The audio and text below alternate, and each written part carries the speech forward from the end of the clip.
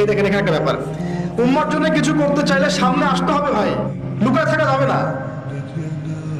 উম্মার জন্য কিছু করতে চাইলে আপনাকে সামনে আসতে হবে, আমাকে সামনে থেকে লিড করতে হবে, উম্মাকে কথা বলতে হবে। কোন সাহাবী এগুলো থেকে বিচ্ছিন্ন হয়ে থাকেন নাই, সবাই সামন থেকে ইসলামের দাওয়াতের কাজটা করেছেন। কখনো কৌশল চেঞ্জ করেছেন, সেটা হতে পারে অন্য বিষয়, কখনো হিজরত করেছেন, কখনো সবর করেছেন, কখনো মার খেয়েছেন। বেশিরভাগ সাহাবী সামন থেকে উম্মাকে নেতৃত্ব দিয়েছেন, প্রয়োজনে মার খেয়েছেন। কাবা ঘরের মধ্যে আবু জাহেলের মজলিসে গিয়ে আব্দুল্লাহ বিন মাসউদ রাদিয়াল্লাহু আনহু আর রহমান সূরা তেলাওয়াত করে শুনিয়েছেন। বেলাল, সুমাইয়া রাদিয়াল্লাহু আনহুম আজমাইন তাদের নির্যাতনের ঘটনা আপনারা জানেন, তারা পালিয়ে যান নাই সমাজ থেকে, তারা ওই সমাজের থেকেই কাজ করার চেষ্টা করেছে। তা আমাদেরকে পালিয়ে যাওয়া যাবে না। এখানেই যেহেতু আমরা জন্ম নিয়েছি, এখানে হয়তো আমাদেরকে মরতে হবে, এখানেই আমাদের লড়াইটা কিন্তু এখানে। সবাই কিন্তু সব জায়গায় চলে যেতে পারবেন না।